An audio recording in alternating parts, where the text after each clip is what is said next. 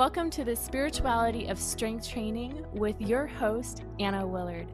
This podcast is dedicated to bring you knowledge, wisdom, inspiration, and guidance to wherever you may be on your health journey. For those who are new to me, I am a kettlebell strength coach, a movement nerd ninja, and an empowerment coach on a mission to bring you hope through our health. The root word of health comes from wholeness. The root word of wholeness comes from holy. Despite our differences with religion and spiritual beliefs, we are all human beings with a body that is designed to reflect this holiness through our health. It wasn't until my 7th year as a health profession where I went into a deep awakening of understanding what does it mean to train my spirit and to heal my spirit through the physical. You'll hear a little bit more about my story from other health professionals, from strength coaches, psychiatrists, spiritual gurus and leaders, to other people who talk about the importance of our health as a community body and the health of our planet as well. This podcast is to allow us to step into our whole health, mentally, physically, emotionally, and spiritually. Thank you for being here. If you love what you hear, I encourage you to subscribe. If you want more inspiration and quotes from these podcasts, I encourage you to follow me on Instagram at Anna_Willard_. I encourage you to do a little bit of a movement, either yoga flow, go for a walk, sit in nature as you enjoy this episode.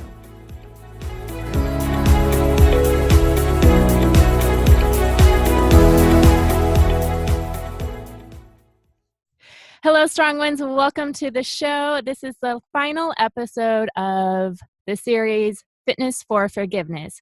We have today Derek Clark. He is a motivational speaker on trauma, resilience, redemption. He's been on the Steve Harvey Show, featured all over different TV shows. He's the #1 motivational speaker on trauma, has over 250 million views on social media, and I'm super excited to learn from him. Derek Clark, welcome to the show. Derek Clark, what's up? Great to be here. Thank you for having me on. Yeah, the crowd's going wild. Yes. Now, Derek, I found you. I had no idea who you were. I just Googled motivational speakers on trauma and you popped up. And so I'm first very honored that you're here and giving your time for the show and for the listeners. Can you just share your story first and how your career has taken off from that story? Yeah, so when you see this guy with the glasses on and a little goatee and my guitars in the background, you never think about what this guy has gone through. So you get to see the end of the movie by me standing here today and speaking to you, but it was a tough life for me. I grew up in foster care for 13 years in Alameda County. That's Oakland, basically across the bay from San Francisco. And my mom had abandoned me at age 5 at a psychiatric facility. My dad was in prison. My mom had 3 kids from 3 different men. I went through a great amount, brutal child abuse is what my state and county records state.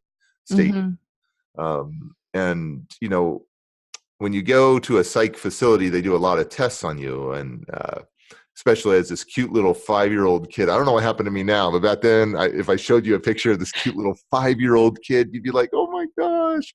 And they just abandoned me. They abandoned me there. And then psychiatric facility did a lot of tests on me, neurological, speech and language evaluations, psychological, psychiatric evaluations, brain scans. And they said I had all these labels from overtly psychotic, IQ of a 2-year-old, not adoptable based on the severity of my behavioral and emotional problems. I had an IQ of a 2-year-old. I had a 60-word vocabulary at 6 years old. The national average for a 6-year-old is 2,600 words. A 3-year-old has 300-word vocabulary. Huh. So I couldn't run till 7 years old, didn't learn to read and write till basically 9 years old. I've been brutally abused and gone through a lot of trauma. And it's interesting that you reached out to me because this whole subject that you're speaking on is forgiveness. And man, we're going to get deep today. We're going to get, but fast forward, many years later, I decided to write a book about my life called I Will Never Give Up. And it started taking off. And then people were like, wow, your story is incredible. You've gone through so much adversity. And we'd love for you to speak. And I'm like, nah, I don't want to speak. I don't want to speak. I'm a man. I don't want to speak, and be vulnerable. But they said, we'll pay you. And I'm like, what? No, I'm playing. And I'm like, yeah, okay, you'll pay me. But my security blanket has always been, for years and years, music. Music is what vibes with my soul. It is the way that it's like the oxygen to my soul. Yeah. And it's the way I communicate a lot, through the hip hop, through, singing songs on the guitar and such. So I said, I'll only speak. I mean, I love the paycheck, but I'll only speak if I can bring my guitar, my hip hop beats with me and do some kind of performance. It's kind of like my way to creatively express myself. And said, yeah. And it took off in this recession, almost 10 years ago. It just took off, and it catapulted me to a great place in life. Yeah. So I'm excited to get deep with you. Cool. What part in your life did you know that you were kind of like attracted to music, or was that something that you always were drawn to? And how, during the times in like your childhood with some of the trauma that you experienced, how did you hang on to that? Was that kind of like your sense of hope, or your anchor was the music? Yes, it was my hope. And in my book it says, I remember I was 8 years old. I think it was 8 years old. I think I wrote, it was either 8 or 9. And I said, one day I'm going to be a rock star and everybody is going to love me. And when you've had like 250 million views, that's pretty incredible. That's more people that watched you than the Super Bowl, you know what I mean? It's pretty incredible. And you realize not everyone is ever going to love you. Right. You're always going to have keyboard gangsters, keyboard people that have keyboard courage, or trolls. And you'll always have that 1 or 2% or 5% that just don't love you. And you have to remember to just love yourself and just stay in your lane. And music is a great way for me to creatively express myself. It calms me. It hypes me. It takes me back. I mean, I love sad songs. I do. I love it because it just I love feeling. I do love feeling. Okay. I love that feeling of just I'm alive still. Yeah, I've had a dark past. I've lived in the darkness. I've lived through tragedy, but I'm still alive. Mm-hmm. So. Mm-hmm. With feeling and forgiveness, I know sometimes, I speak for myself on this, sometimes I don't want to forgive because I don't want to feel the hurt. Can you talk a little bit about maybe why some people don't want to forgive, just because it's not that they don't have the heart to forgive, but they don't want to feel the pain through forgiveness? Right. That's a great, was that, a question. Okay. Yeah. Here's the deal. I speak on trauma long. You got to deal, feel, heal. You got to feel to heal. You got to feel to heal. You got to let those walls down. You got to let go and grow. You got to be better, not bitter. You know what the most flammable piece of wood is? It's not elm. It's not oak. It's not pine. It's not California redwood. It's the chips on your shoulder. All these explosive chips that people carry, the bitterness, the resentment, the hatred, the guilt, the shame, the blame, right? Yeah. And you got to learn to flick those chips off your shoulder, because all that's doing is ruining your life. It's poisoning you. And so you have to feel to heal. You have to. You have to let those walls down, deal, feel, heal. I love that. Deal, feel, heal. Yeah. Awesome. How do you bring people to awareness of that? Because I know some people just kind of get in that rut and they don't even see their own bitterness within their viewpoint. What are some ways that you help people bring light to some of the areas that they may be holding on to blame that's creating this bitterness? Right. And so I believe that a lot of people that are bitter know they're bitter. And so it's awareness. It's knowing you're bitter. Because if you complain and blame, that's the mindset you remain. That's Rap and Dad right there. You blame and complain. That's the mindset you remain. So if you are bitter, you are going to complain and blame a lot. And you're always blaming others. You're not taking responsibility for the direction of your life. You're letting everybody control you. You're just reactionary, and you blame everybody else for your reactions. And so you have to be better, not bitter. That's the key. And we're going to talk more deeply about forgiveness and my story of how we went through the forgiveness process, because I believe that some people weren't worthy of my forgiveness. Yeah. Well, and I guess my question with what you're just saying, what part in your life's journey did you realize that you were at this place of blame or shame, not shame. Now you got me rhyming, blame and shame. Yeah. Throw it down. Come on. Yeah. Bust a rhyme. Oh, no, that's as close as I can get. All right. But at this place of holding on to that bitterness and not going through that process of forgiveness, what place in your life were you? I know some people kind of have to hit rock bottom. I know for me, it was more of this journey of health. What place was it for you that you realized that you had to take control versus react to some of these things that were happening? Yeah. So it was when my first kid came, and my wife got pregnant, and I was scared to be a dad. Growing up in the foster care, you feel rejected, you feel abandoned, you feel like no one really loves you, even though you might be in a good foster home. You just realize it's not permanent. And so it was my first kid that was on his way, and I was scared. And so I remember reaching out to my biological mom. I had not seen or heard my biological mom's voice for 25 years, ever since 5 years old. So I was basically 30 years old, reaching out to her. And she and I talked on the phone for a little bit. Then I said, I don't want to talk on the phone. I just want to meet you, because I have all these whys that have haunted me for years. Why'd you give me up? Why'd you do all this brutal abuse? Why did I live in a park? Why were we homeless? Why did we live in a garage? Why, like, all these things? Why'd you let this happen to me as a kid? Why'd you never come back for me? All these things. And I had all these whys. Why me? Why me? Why me? Why me? And you know what why me means? What? Poor me. Victim mentality. Yeah. So I always tell people to switch their vocabulary, to change it from why me to what now. Love and that. It puts you in the moment right now, instead of why me? Yeah. Why does this always happen to me? Nope. Embrace it. Stop resisting. What now? So you can take responsibility, right? For the direction of your life. And so I met her, and you'll never get the wise answer to your liking, ever. Because then you keep asking more whys, and it's just a freaking behavioral loop that just keeps going on. You got to let go. You can't. That's her life. That's my mom's life. And I've embraced my life, and I cannot try to heal her. She's going to have to live with what she's done, and she's going to have to go through her healing journey. Right. And so, but I remember saying, you can call me mom now. I'm like, you are not my mom. My foster mom is my mom. Are you kidding me? And so she had said something like, it was tough for me, Derek. It was tough for me. I'm like, it was tough for you. I was a kid. You were the adult. I paid the price for your mistakes. And so I left meeting her. I left and I went home, and I was unresolved, and I still had like bitterness. And I'm 31 years old at that point, And I mean, I'm financially successful.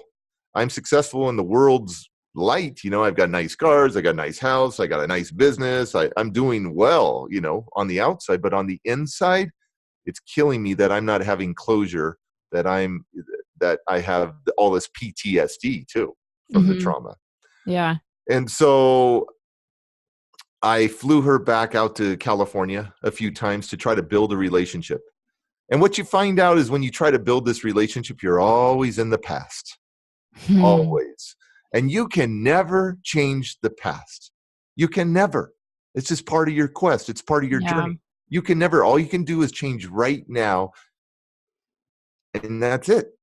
And so many people get caught up in the past, and they try to make up for the past, and you will never, ever do it. You'll never, ever. I mean, I'm a Christian.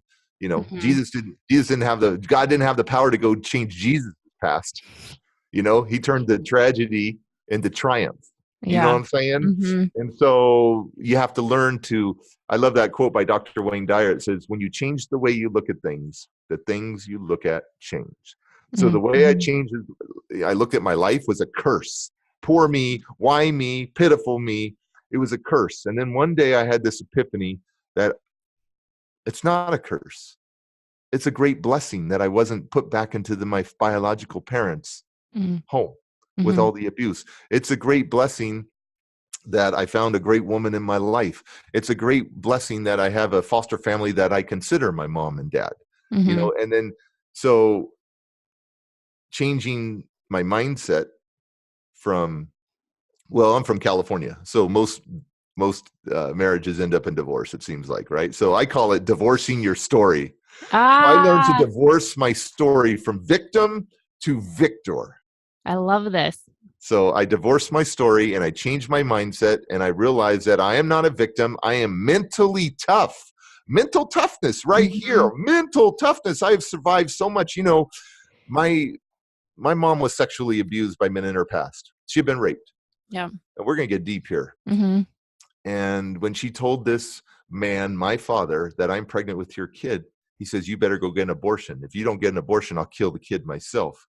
So at 3 months, no abortion, 6 months, no abortion, 7 months pregnant, you got a nice bump there. And my mom is waitressing at a restaurant in San Diego, California, doing her job. And my 6'5" dad comes into that restaurant in a fit of rage in front of everybody in that restaurant, grabs my mother by her long blonde hair, whiplashes her to the floor, drags her back into the kitchen, and continues to stomp on her stomach over and over again to abort me. But I lived. I freaking lived. Mm-hmm. And you know what's interesting is I'm trying not to get emotional. Well, I am, so Okay. it's okay. I have a I got huge tears. yeah. I have a huge social media following on Facebook and other places, and the most two common messages, the two common messages that I get are, number one, will you be my dad? There's so many fatherless out there, and they see me in the car with my kids, rapping dad, doing all the raps with my kids, and they see me. I'm a fun, fair, firm dad. That's what I am. Mm. But number two most common thing is I'm thinking of killing myself, Derek. I've already tried. How did you make it? How did you do it? You had a crazy life. And so what do? I go to their profile and I check out what do they post. The first thing I check is how many friends they have. The average person, 150-ish friends, somewhere in there. Mm-hmm. But it could be 400 friends, 750 friends. I was just dealing with someone that had 2,250 friends. And they reached out to me, and on my Facebook, you'll see the little blue check celebrity mark, Oh, yeah, that yeah. I'm the rapping dad, the little celebrity, blue check mark. It's verified. And they'll reach out to somebody with that blue check mark that, how many messages I get a day? It's insane. But they reach out to someone like me that is almost untouchable because of the volume of social media of followers, right? Mm-hmm. And it's hard to keep up on the messages, but they got 2,250 personal friends or 150 personal friends, and they reach out to me because pain attaches to pain. They see, Mm-hmm. they feel it like, oh my gosh, this guy has gone through what I've gone through or something similar, and he still made it. And so I always check out, what do they post? Something positive or negative on their social media? What are they attracting in their life? Mm-hmm. Right? And then I always write something back to them. And the last thing that I write is this: the meaning of life is to give your life meaning. Mm-hmm. And so I have found meaning in my life. And through that meaning, how I got to that meaning was through letting go, letting the bitterness go, so that I could be my best authentic self, Mm-hmm. the way God had designed me to be, not to hold shame, blame, and guilt.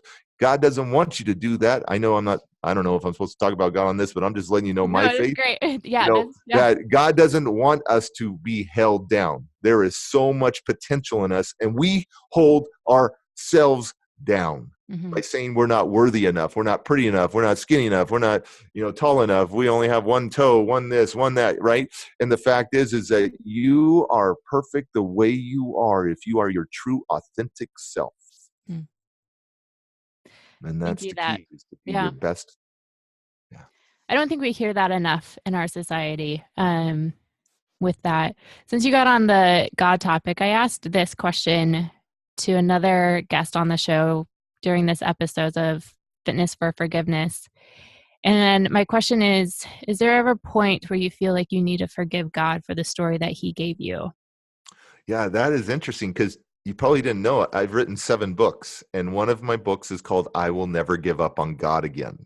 From Mm, feeling abandoned by God to feeling embraced by God. mm, And I was so mad at God for years. When I was 16, my sister had been shot and killed. 17, my brother had been killed. My other good friend had been shot and killed.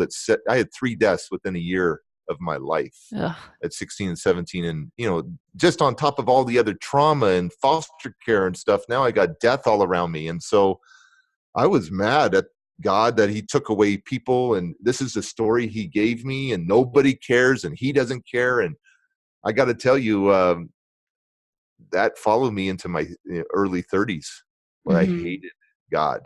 Seriously, I hated that, he abandoned me, that nobody ever rescued me.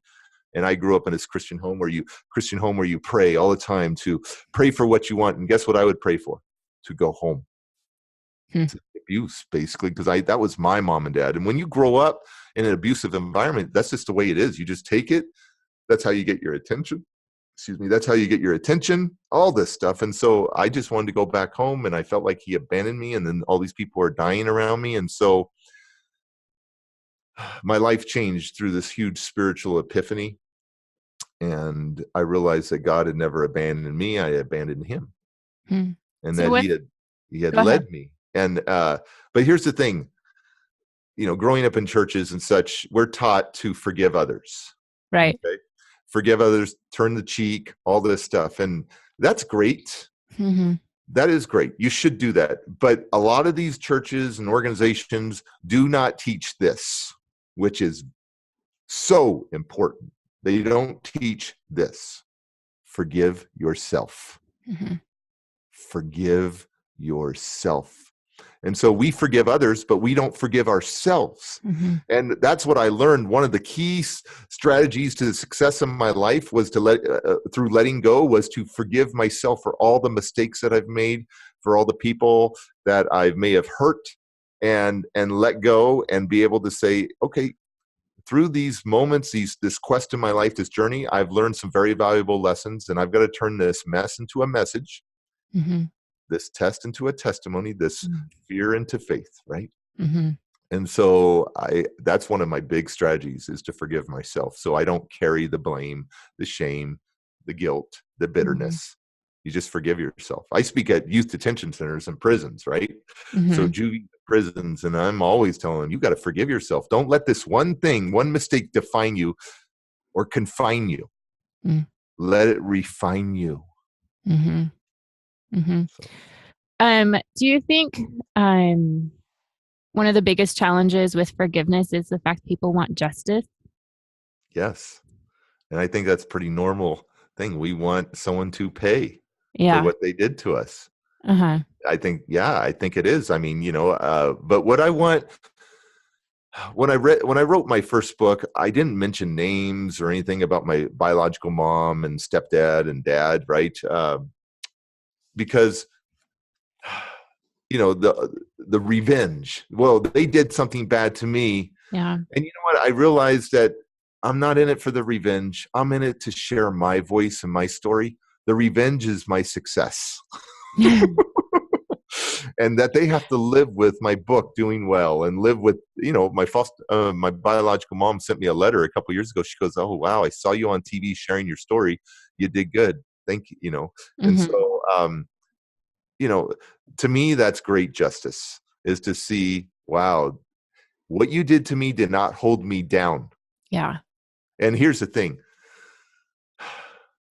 A voice not spoken is a voice not heard. And so we have to share our voices, and we have to share our vulnerabilities, because those vulnerabilities empower so many people with hope. It's not a weakness. Yeah. It's not weak. It's strength. You are Mm-hmm. strengthening. Yeah, you might feel weak in that moment and vulnerable, but listen, divorce your story. It's not a victim anymore. It's a victor. You could not destroy me. And I'm going to start a tribe of people that believe in the same thing because it's contagious. That's the thing. It's contagious. Hope is contagious. Kindness is contagious. Greatness is contagious. So love is contagious. So, you know, I'm big on that. Going back to this practice of self-forgiveness, what are some actual steps that you can give the listener to start this aspect of self-forgiveness? Yeah, so I'm a big fan of watching documentaries. Mm-hmm. You know, I love documentaries that are all about the tragedy and how they rose up, right? So I'm big. Sometimes to get out of yourself, you have to give someone else hope. And we go like this, okay? Mm-hmm. We keep it, and we resist what's happening to us, and we get so mad at the world, and we're like this. And I tell people all the time, don't go like this anymore. Go like this behind your back. So you go bam. So you leave it behind because there's something about you physiologically that you hold on to this. You hold on to this bitterness, and that nobody deserves your forgiveness, right? Nobody deserves that. And so we go like this all the time, hold their fists. And so I tell people, go like this, like straight back, and you leave it behind you. And there's something so exhilarating and validating for you that when you go like this, it's letting the toxic spirit get out of you, you know, instead of just holding on, and it just makes you bitter. Yeah. And so reading, you know, I'm big into self-help books, right? I love Dr. Wayne Dyer, you know, I love Deepak Chopra. I love, you know, oh gosh, what is it? Eckhart Tolle, my favorite book of all time, The Power of Now. If you have not read that book, this is before the Whole New Earth when Oprah, this is before he got big with Oprah, right? Right. I read The Power of Now years ago. And my gosh, it changed my life. It's all about thinking about what you think about, being in the moment, finding out where your thoughts are and why are they living in the past and why are they living in the future? Why are they not living in this moment, right? Because that's all you have is this moment. You are not your past anymore. You are not even in the future yet. So that's a great book, and it puts you in the moment, and then it helps you decide what's your story, right? Yeah. Are you going to have a painful story or victory story? So I'm big on that. I'm big on everyone should have a creative outlet. Everyone. Now, I know you work out with kettlebells. Yes. That is a physical outlet. Yes. That is not a creative outlet. I disagree. Okay. Well, you create the programs. Okay, you create the program. That is creative. That is. Yes. Okay, I give it like that. But if you're just going out and working out, that is a physical outlet. Yes. Playing video games is a zone out. Reading is not a creative outlet. That is a zone out. So writing a book, writing poetry, writing a song, creating a sports program, a physical program. Instead of playing the video games, you're creating the app for someone else to get addicted to the video games, right? You know, so, you know, you should have a creative outlet. I don't care if it's basket weaving, crocheting, creating a kettlebell program, or tying fly fish hooks. Little fly fish, you know, like fly fish hooks where they look like flies. I don't care. You need to have a creative outlet, and then also a physical outlet, and then a spiritual outlet, something that is greater than you, that exists. Whatever you want to call it, you should have something that you can have faith in that brings you, transcends you, transforms you, and so that gets you outside of yourself, and then a need to contribute to this world. That is what a lot of people, we are selfless. We are a selfish society a lot of times, and we need to be selfless. And how you get your soul to be in sync with your mind is how do you contribute to this world? And so I came up with an acronym. I did a TED Talk on the power of determination. And 20 minutes before that TED Talk, a quote came to my mind, and nobody had it. And it's a Derek Clark quote. You can Google it and you'll see it. But I came up with hope. This is how I live my life every day. This is my mantra, basically. Hope. Helping one person every day. Hope. It's an acronym, right? And Mm-hmm. then when you get beyond helping one person every day, it becomes helping other people excel. Mm-hmm. You want to get healed? My gosh, what are you doing to help others? Yeah. Use your story to help others. Mm-hmm. Whether it's someone that was molested at a young age, someone that was sexually assaulted, whether it was someone abused, someone that was I just met a young girl who was 17 who came to me and says, Mr. Clark, I know I can be somebody because you're somebody. And I'm like, oh, thank you so much. And she goes, here's my 4-year-old daughter. So I'm already doing the math and the backwards in my head, like 17 with a 4-year-old daughter. She must have been 12, 13, 12 years old when she got pregnant. I go, what's your story? She goes, I grew up in a drug house and my mom started prostituting me out at 10 years old. Oh my There were so many gosh. men that Oh. used her, and she got pregnant at 12. And so I told her, what do you want to be in life? And she goes, because I focus on a 3-part formula that I came up when I deal with people with trauma: struggle to solution to success. We validate the struggle. Yeah. We just don't unpack and live there. Thank And you. a lot of people live Thank in their you. struggle for years in their trauma, and you ruin the best years of your life. Yeah. And it only gets worse. It compounds. It doesn't get any better because you got to talk about it. You got to write about it. You got to get the crap out. Yeah. That's the real world. That's real. You got to get it out. If you just keep it in and you'll be like, oh, I'm just going to work out all the time. I'm going to work out. Listen, there are a lot of people that work out that are angry. And I was one of those people. Yeah. And so they're working out, but the working out doesn't necessarily, you have to speak it. You have to speak it. You have to write. It's good to work out. You get that aggressiveness out, and it puts you on a level playing field later on that day, and you get to relax and all that stuff. But the fact is you got to speak it out. Mm-hmm. You got to write it out, something. And then I always tell people, go to counseling, go to a life coach, go to counseling, whatever, to speak it out, because there are people that hold it in. Mm-hmm. So anyways, going back to struggle to solution to success. So we validate the struggle, we acknowledge it, we just don't unpack and live there. Mm-hmm. And then I focus on, where do you want to be in life? And she said to me, the 17-year-old said, I want to be a psychologist. Mm-hmm. And I go, that is awesome. And I go, you want to understand the brain, huh? What's going on? She goes, yeah, I want to go to college. I go, okay, it's going to be so hard. You're a single mom, number one. Number two, you got all this trauma, and you probably can't trust another guy. Mm-hmm. And right? I go, but don't you give up. You have a little precious angel that is needing you to be successful in life, so you don't pass on a generational curse to her. You got to pass on generational blessings to her. Yeah. And so anyways, I got a letter about a year later saying, Mr. Clark, I finished my first year of college. So struggle to solution to success, right? Yeah. So I also worked with her, visualize to materialize, right? So where do you want to be? Call the destination and move backwards. There is always a blueprint. Everybody should have a map, a massive action plan. Everybody. You should know where you're going and not focus on what you're going through. Sometimes focus where you're going to, because that will get you, through the trauma. Right. And so, I could go on and on, but her life is doing much better. That's awesome. Yeah. A couple of things. You're going back, for those who are just listening and not watching, what previous to what you're talking about of just holding on, and we live from a place of this. So he was holding on, Derek was holding on, squeezing the fist, and then he was acting out as if he was opening up his hands and throwing the arms back. And this leads to my question of, where do you think forgiveness lives within the body?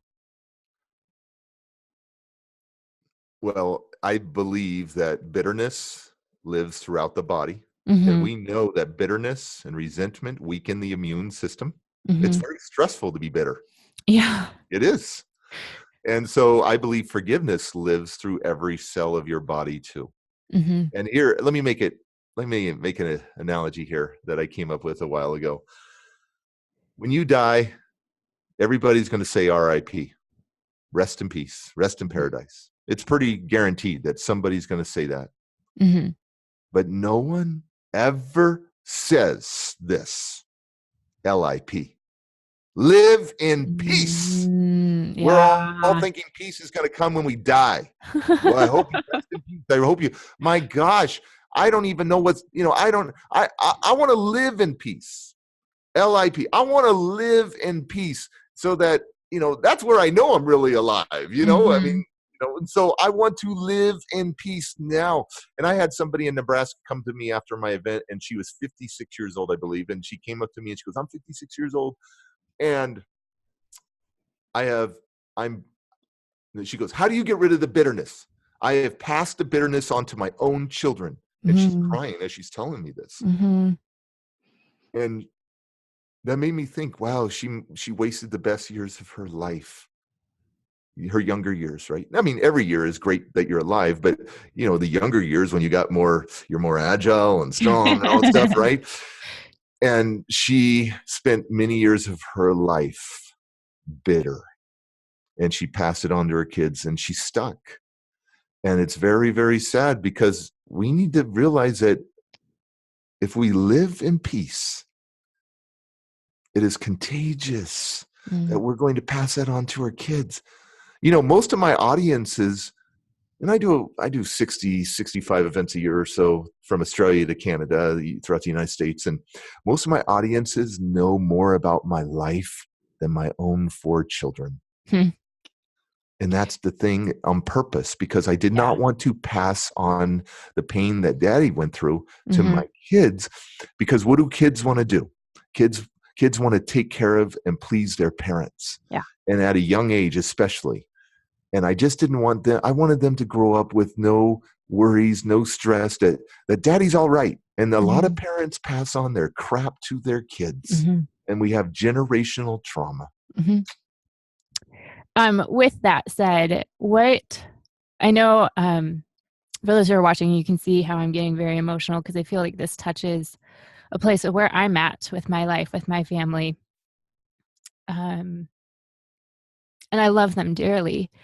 But it's been a place where I've had to kind of just take a step away a little bit, to make sure that I'm okay, to not allow the habits that they live from a place of bitterness. So I don't even know how to form this into a question. What advice do you have for those who are working on changing that generational trauma in a way that's healthy and holy and honoring to the family unit, but not allow it to affect the present generation and the next generation? Yeah. Well, first of all, you're loved. Okay. You're loved. You have a great spirit. And it is a tough time to go through the trauma, and especially when it's the dynamics of family trauma, and so I would say to you right off the bat that if you have some trauma with your family, that you love them from a distance. Yeah. And that you don't necessarily have to be physically around them and such. And so that sometimes you have to cut the toxic crap out of your life for a while so that you can find you. And if you're always around your family and you lose yourself, and you're brought to a painful part in your, like a painful flashback of your life, then you have to just love them from a distance and move on for a while. And maybe the season will come where you'll be able to close that gap together and get closer. But right now, I'll just give you an example. My own biological mom, I have not spoken to her for 10 years at least, because I realized that when we got together, it just wasn't a positive place. And I'm very picky on who I have in my circle. Yeah. Very picky. I have to be, because I do not want to be dragged down. I do not want to have it affect my family. And so you have to be picky. Fly with the eagles, not with the turkeys. Fly with the eagles, not the chickens. You know what I'm saying? Like, fly above the storm. And I always tell people that if you're the smartest in your group, get out. Yeah. You should have 3 friends that are smarter than you, so you can all elevate each other, right? Right. You want to be elevated. But I think, cutting people out, if you want to change your life, you change your friends. Can you change your family? No. But you can love them from a distance. don't necessarily have to talk to them all the time or see them all the time. You can check in once a month, once every 6 weeks, 8 weeks, write them a letter instead of talking to them, write them an email, send them a text, but loving them from a distance, especially if it brings up stuff from the past that has not been dealt with, or they have not taken responsibility for what they've done to you. Mm-hmm. So we always want to work on ourselves, but we cannot forget too, because we don't want to be foolish again. Right. And so forgiveness is one thing, but forgetting is another. And so I have to tell you my story of forgiveness. Mm-hmm. Is this a good time to tell you? Yeah, this is You great. think? Or okay. So I had not talked to my biological mom for a couple years after I met her. I flew her out. I tried to mend things. And here's the son trying to mend things with the mom, which is weird. It should be kind of the other way around, I believe, right? But I'm trying to be the proactive one. And finally, I decide this is not worth it. It's not going anywhere. So I leave the situation and I kind of cut them out. Maybe a Christmas card once a year or something like that. Mm-hmm. 10 years ago, so it's probably been about 5 years or so that I've heard from my mom. I was on the toilet of all places on Mother's Day. I think I was on my iPhone 4. So guys don't necessarily look at magazines on the toilet anymore. Who does looking anymore? At our phone. Oh, like you. Yeah. Sometimes we go to the toilet to escape, right? You know, we got our magazines or whatever, or whatever, you or just need newspaper. the phone, the electronic. Yeah, now you got a phone. That's why I'm like, I always hear people like, I drop my phone in the toilet. I'm like, aha! You gotta let go of your phone before you wipe. So, oh my gosh! But it's Mother's Day of all days. Okay, I have never acknowledged my mother on Mother's Day.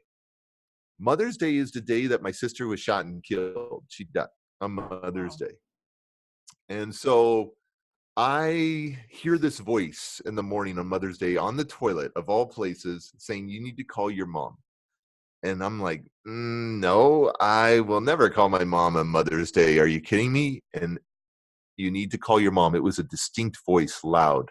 And I know what that voice was. And so I'm like, no, I'm not. I don't even know where her phone number is. Yes, you do. No, I don't. And I fight with this voice in my head for like half the day.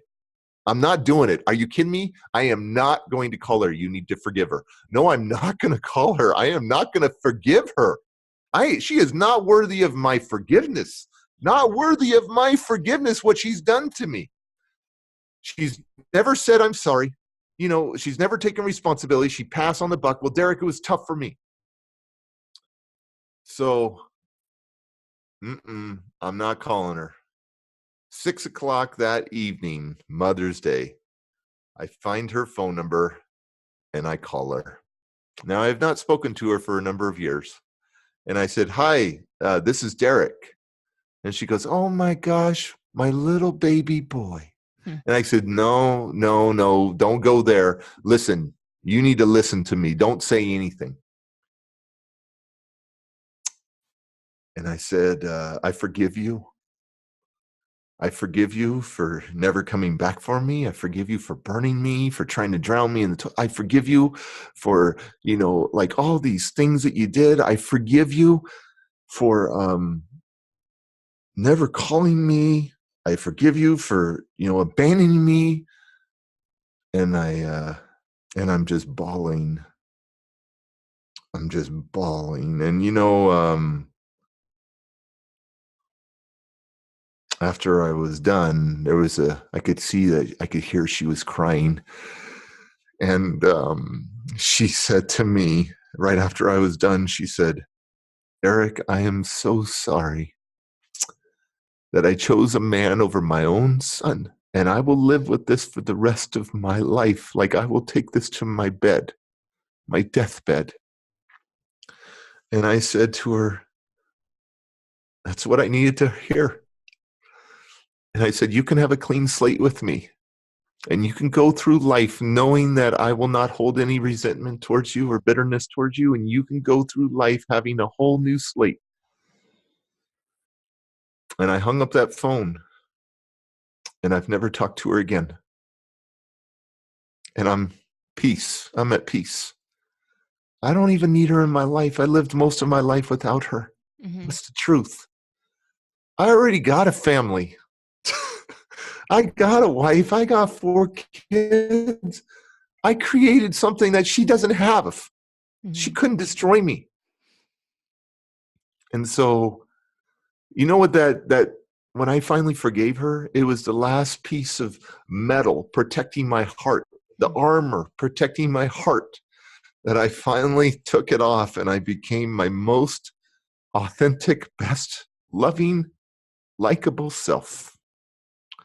And you become honest with yourself and you realize, like, I have a great life. See, when you change the way you look at things, the things you look at change. And I am blessed and I am not cursed. And yeah, it was so tough. My gosh, it was so tough.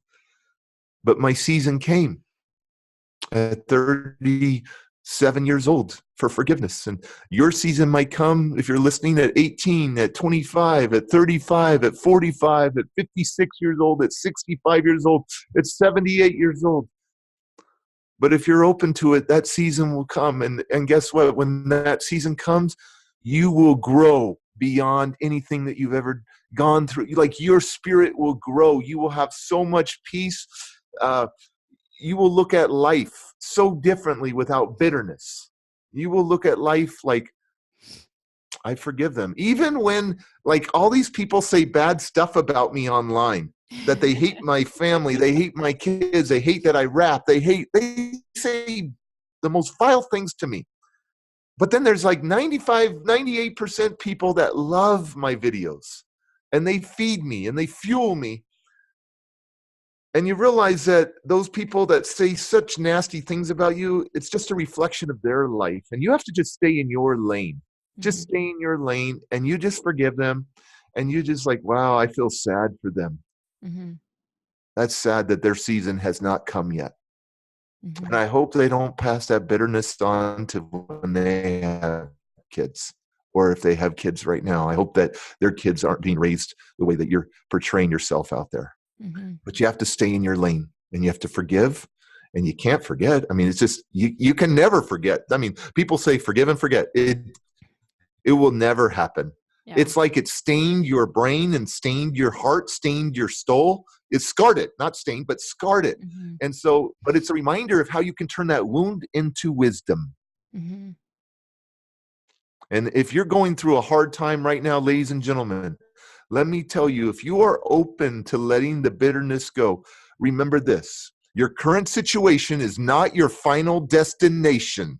Your best days are still ahead of you, and you have to believe that, but you have to put in the work. Mm-hmm. And that work is one simple thing called forgiveness, but it is so hard too, right? But it can be done, and starting in a day today. I love that Chinese proverb that says, the best time to plant a tree was 20 years ago. The second best time is today. Yeah. And I hope after this podcast that I have planted a tree, a seed inside of you, a seed that in 20 years from now, you will listen to us and say, I am so glad I planted that seed, because I have such a beautiful tree to kick back underneath and hang out under.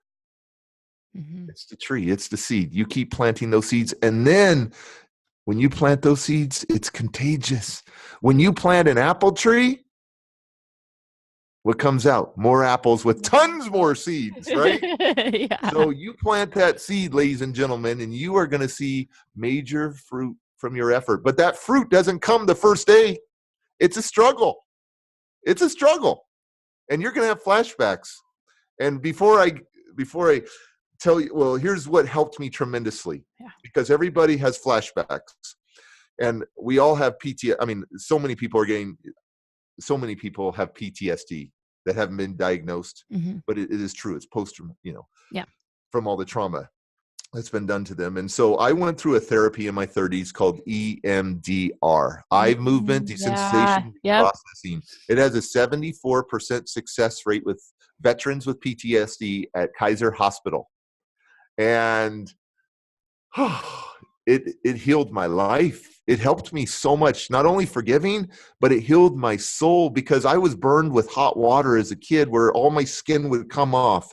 And I never liked hot water growing up. And I didn't like taking hot showers, and I didn't like getting hot tubs and all this stuff. But now, after that therapy, I get in hot tubs. I help out with the dishes. I, take hot showers and all that stuff. So it's just, it's finally healing the trauma part of your brain and helping you reprocess it, and realizing that as a kid that went through trauma, and probably you is trauma, that it was not my fault. Mm-hmm.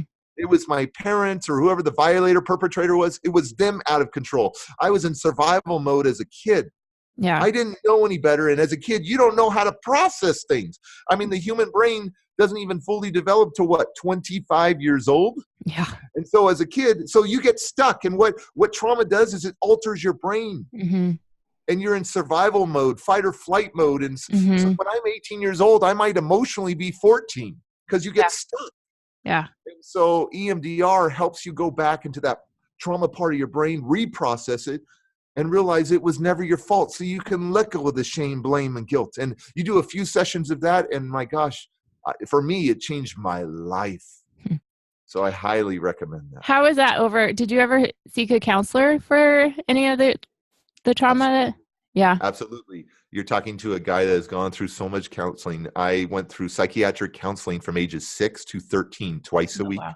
From the foster care system, taken to the county building. Then I went through more counseling as a teenager, and then as an adult.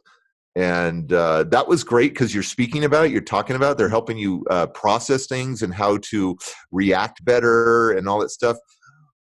But there's a part of your brain that the trauma still lives and has not healed. And we relive it all the time. And so we're always pulling the Band-Aid off for years. It never heals. Right. And so that EMDR finally lets it heal the trauma part of your brain. And so that's where I don't get flashbacks anymore. I mean, once in a while I get a nightmare and my wife will have to wake me up. I mean, once every couple of years or something. Mm-hmm. But yeah, I mean, instead of weekly or monthly, yeah, it's awesome.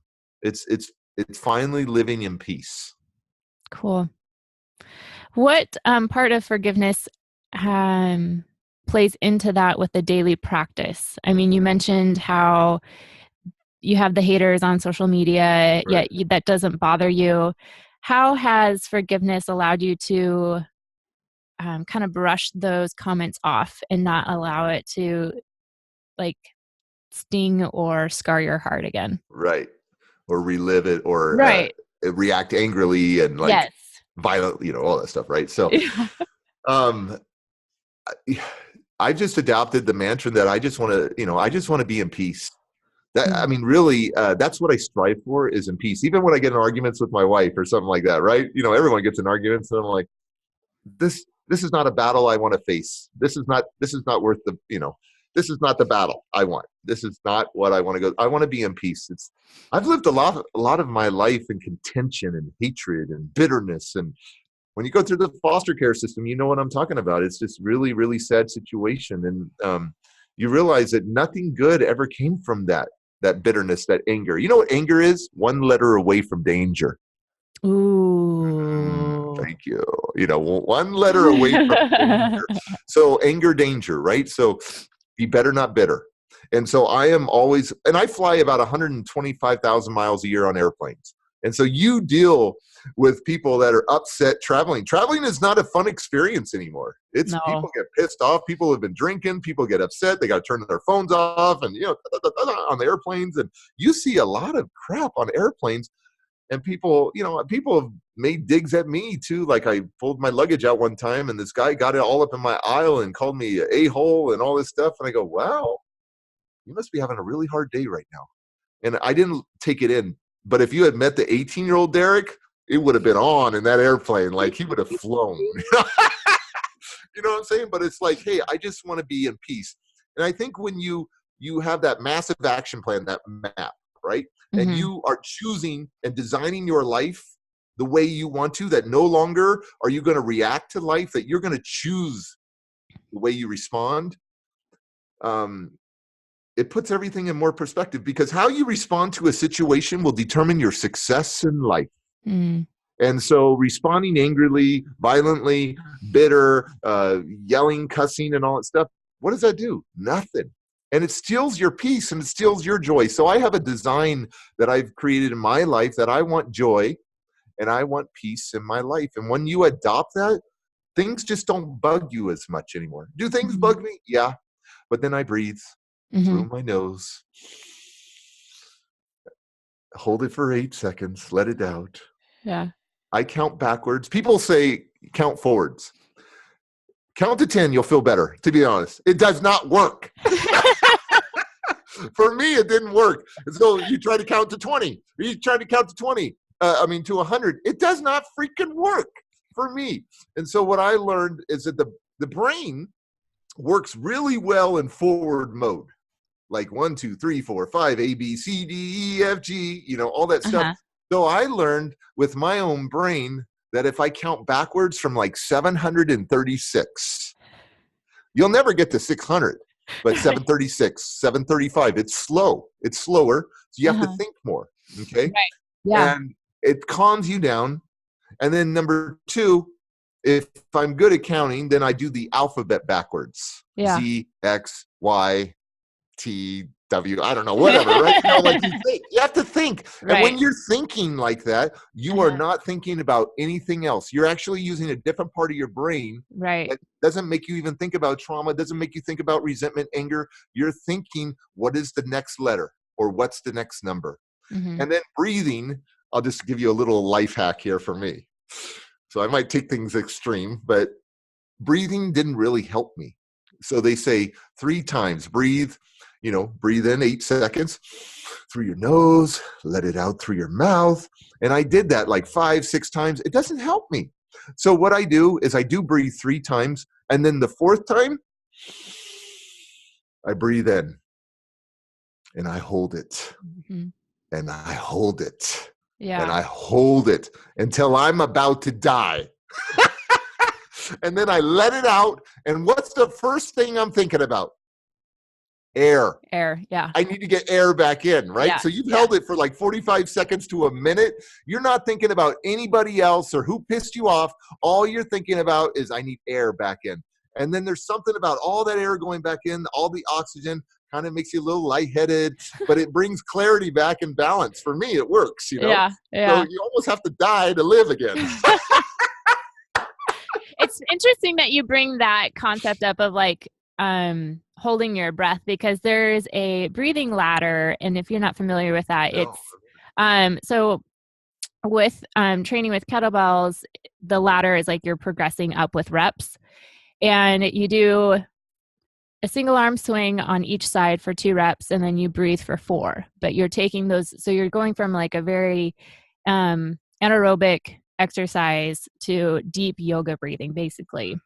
And it's similar because I'm starting to incorporate this more with my routine so I don't have those reactions of going back to the like old habits I've had of acting out, or not acting out in anger, but just responding in ways that are not edifying for myself and other people. And so with this breathing protocol, there's points where you're like almost finding yourself like at this breathless point because you're changing your breath at such dramatic ends. And there's some points where I'm like, I can't even get a breath of air in. But knowing that you're under control under those circumstances has helped me in those areas that have been like triggering moments. Where knowing that if I can train my body in a place that feels like it's about to like pass out because I don't have air, I can handle this trigger. So I found that fascinating how you bring that aspect up, because I've had a lot of other coaches on board as guests talking about the importance of breath, but there's been more and more concept of this aspect of holding our breath. And what does holding our breath do to the mental and the physiological parts of our body? So I thought that was really fascinating that you, I didn't even know that. I'm just like, I got to figure out another life hack. And another thing, that we all get these images. Research has shown we have approximately 35,000 images that go through our brain, 35,000 thoughts, right? And so you have to, I get negative thoughts just like you. Like, no one's perfect here. Right. No perfect people allowed to listen to this podcast. You know what I mean? Like, there's no perfect people. And so you're going to get a negative thought. And I just think I got to swipe it out like my phone, like you're swiping your pictures or whatever on your phone, right? You swipe it out, and that thought wants to come back in. So then what I do, here's another little hack. I squeeze my eyes as hard as I can, and I think about Ben & Jerry's fish food ice cream with marshmallows, lots of caramel, like the creamy marshmallow, dark chocolate fish, chocolate ice cream. And that's like one of my favorite things in life, right? And I love Ben & Jerry's fish food, and it just makes me feel good. So I'm literally one thought away from a positive thought. Right. Really. You just have to control your thought. Are you the gatekeeper of your thoughts, or are your thoughts controlling you? So you have to be the filter of your thoughts, and everybody gets negativity. I mean, that's how our brain is actually wired to be more, to look for the negative things to protect us. Yeah. Yeah. So it puts out fear. It puts out worry. It's like, you shouldn't do that. It's risk. That's this and that. And so we have to just swipe it and turn that risk into reward, right? And that worry into the worship. I don't know, whatever. So like figuring out something new, just finding your life hacks. And so that's what works for me. Awesome. But we're literally one thought away from a positive thought. Yeah. You just have to be the gatekeeper. You have to control it. And then think about what you're thinking about. If that's the number one key, is to witness what you're thinking about. Because what you think about, you bring about. You focus on, you bring out even more. And so, it's interesting. Yeah. We're going to be close to wrapping it up. Derek, do you have any other life hacks about forgiveness and how someone can start practicing forgiveness and continue this practice? I know it's always, there's parts of it that are a struggle at the beginning, and there's parts where it's a struggle in the middle. But how do you keep this practice of forgiveness living well within your body and life now? Well, thank you. I write poetry and raps. So I believe in getting the crap out and then turning the struggle to a success to solution, right? So I literally changed my own story by writing it out too. That's why I've written 7 books. And I'll do something like this. Rapping Dad, right? So all my social media is Rapping Dad, RAPPINGDAD. Okay. My website is iwillnevergiveup.com. Okay. iwillnevergiveup.com. And we're going to blow it out like this. All right. Here we go. Rapping Dad. So this is how I deal with things. I write it out and I create a new map for me. Massive action plan. I design my life. And so sometimes writing it out puts me on the right direction. So here's a few lessons that I've learned. I've turned a mess into a message and earned a return. I've turned scars into stars, live like avatars. No one can stop you if you believe in your heart. And this is your life. Go and own it. Never let the past infect your future for a moment. Never let a weakness destroy your greatness. It's time to profess. You're too blessed to be stressed. Bam! You could be everything you want to be. But never let the inner me be your enemy. It's time to be better and not bitter. It's a choice to be a winner, and it's a choice to be a quitter. So if you've been knocked down or thought about suicide, get out of the shadows and hold your head high, because this is your time, and this is your sign. Get up and climb. You were born for this moment to shine. My name's Derek Clark. Thank you very much for having me out on your show. Woo! Thank you so much. That was super fun. I love it. It's interesting that you bring that up, because during this period of my healing, I find I've been writing a lot of poetry as well. So yeah, maybe I'll start sharing more of my work. Should. Yeah. Well, Strong Ones, thank you so much for tuning in. This is the last episode of the series of Fitness for Forgiveness. Thank you for tuning in with that, and I hope you gained some insight on the strength to let go.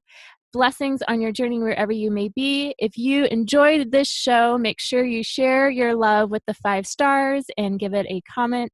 Other than that, guys, I'll be peacing out, and I'll be back next week. Peace.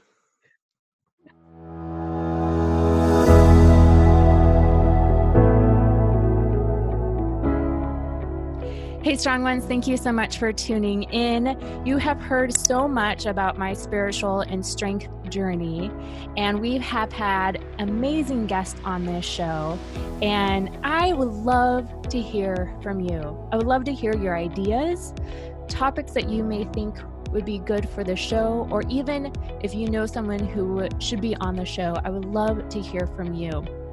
The way you can contact me is a couple of ways. I'm always on social media. You can contact me through Instagram with a direct message at Anna_Willard,